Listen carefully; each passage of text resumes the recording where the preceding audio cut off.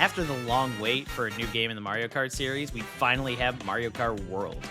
One of the few launch titles for the Nintendo Switch 2, but by far probably one of the most powerful launch titles Nintendo could have released. I love party-style racing games. I grew up with the Nintendo 64, and for the longest time I only had two games, Banjo-Kazooie and Mario Kart 64. Playing these two games for hours upon hours has pretty much solidified my love for these kinds of games. And especially in the case of Mario Kart, I have stuck with every game in the series since. Each iteration of the Mario Kart series brought some new mechanics to the games, and with Mario Kart World, that's no different, as they have changed the very way you can navigate the entire course.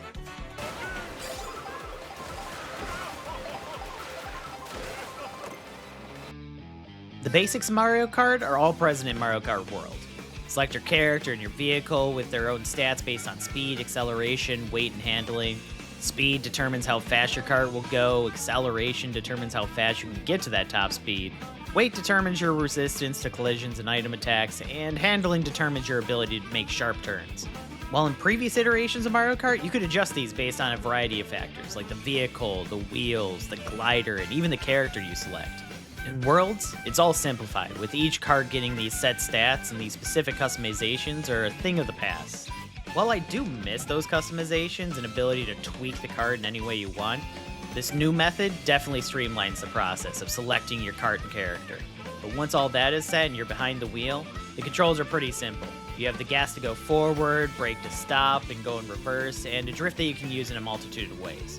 In previous Mario Kart games, the drift was mostly used to help you make sharp turns or give you a little bit of a boost. This is expanded on in World by adding a couple new features to drifting. If you hit the drift button and hold it down without steering, you can actually charge it for a little bunny hop that'll also give you a boost when you land back on the ground, which you can also use to jump onto ledges and rails that you can then grind on. While on these rails, you can also hit the drift button again to give yourself another little boost or jump off the rail in any direction. You can also use the new grind ability on walls to then jump off of them, perform some combos to cross gaps in the track, or create some shortcuts. If you happen to miss time one of these jumps, there's also a new rewind button that'll allow you to turn back time so you can try that jump again. Watch out, however, as this rewind only affects you and the rest of the racers will continue moving normally. So use it sparingly and only when you need to, otherwise it could end up setting you even further back than that missed jump would have otherwise. These new additions to the Mario Kart series feel so fresh. And once you get used to these new mechanics, they feel so smooth. For the first time in a while, the new changes brought into the world completely change the game and how you can race, and the game's stages take full advantage of this.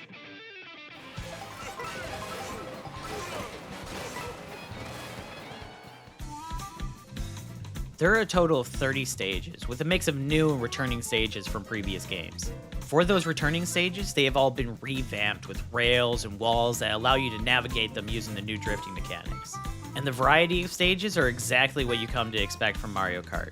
And something else that's new, and probably one of my favorite features to be added to Mario Kart, is routes. Routes are new paths that connect different courses to each other. This means when you finish the 3 typical laps of a course, instead of just teleporting to the next course, you might instead end up driving on a special route leading you to the next racetrack, which will then seamlessly put you into that race. These are used very effectively in the Grand Prix mode, which can give you a collection of 4 courses, and instead of just teleporting to the next course, you'll actually drive to the next course before doing a lap on that course, but is most effectively used in the new Knockout Tour mode. In this mode, you start on one course and then travel through a collection of 6 different racetracks, hitting a checkpoint when you arrive at the end of each. As you pass each checkpoint, those in the last few places of the race are knocked out of the race entirely, until only a few racers remain at the end.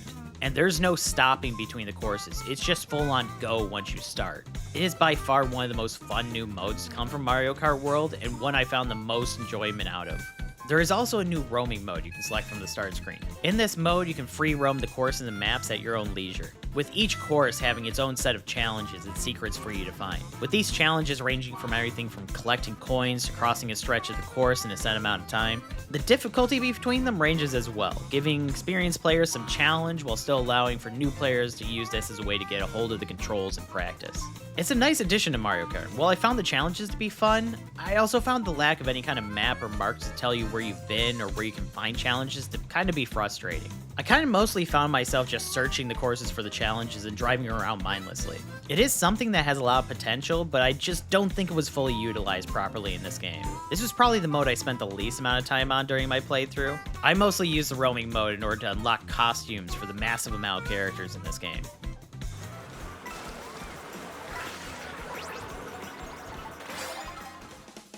There are a total of 50 playable characters from the Mario series that are playable here with their own stats. Staples like Mario, Peach, Donkey Kong, Bowser, Toad, they're all present. And added to the list are a slew of enemies and allies in previous Mario Kart games that have never been a part of the Mario Kart series before, like Cheep Cheep, Penguin, Cow, and the Planta from Mario Sunshine. Then for some of these characters, there's an additional collection of costumes for them that you can unlock. To me, it's kind of a letdown to see the series kind of regress a little bit in its character selection. While I like a lot of the new additions to the Mario Kart roster, I can't help but look at some of them like Sidestepper, Rocky Wrench, or Fishbone, and I have to ask, why are these the characters Nintendo decided need to be in Mario Kart? Mario Kart 8 and Deluxe, the roster includes some guest characters from different franchises like Legend of Zelda, Splatoon, Animal Crossing, and Donkey Kong. It feels a little lacking having these characters be missing now, and kind of a step backwards.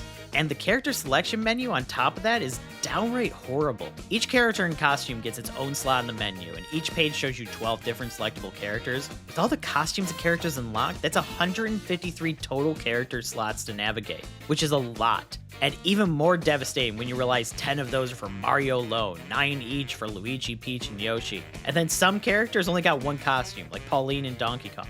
The selection menu is a mess and something that could have easily been fixed with sub-menus to select a costume after a character. While not something that ruins the game by any means, it is something that I found to annoy me during my playthrough of the game.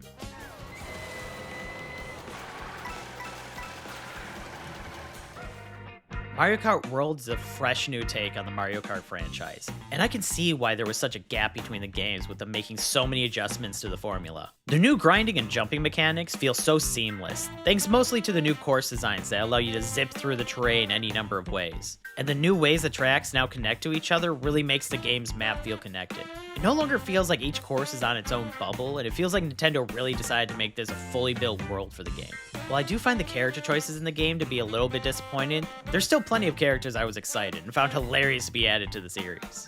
And I have to take a minute to mention the amazing soundtrack for Mario Kart World. While there's plenty of new music for the game, there's plenty of remix musical tracks from previous Mario Kart games. And they even tapped into some of their most popular musical tracks from other Nintendo franchises like Yoshi's Island, Donkey Kong Country, and WarioWare. These small references with the music were perfect to listen to while driving across the courses. With all that said, I give Mario Kart World a 4.5 out of 5. This is by far one of the best possible launch titles that Nintendo could have put on the Nintendo Switch 2. It is a giant leap in gameplay from previous Mario Kart games, and a direction that completely caught me off guard when they first announced the details of it during the Nintendo Switch 2 reveal. And it was 100% the right move, in my opinion, to really make Mario Kart World stand out against the past games in the series. But hey, let us know in the comments what you thought of the game. And if you like this review and want to see more, click that subscribe button. It really helps us out a lot and lets us know what kind of content you guys want to keep seeing. And if you have suggestions for other games you think we should play, let us know as well. Until next time, this has been Brad with the Bickering Nerds.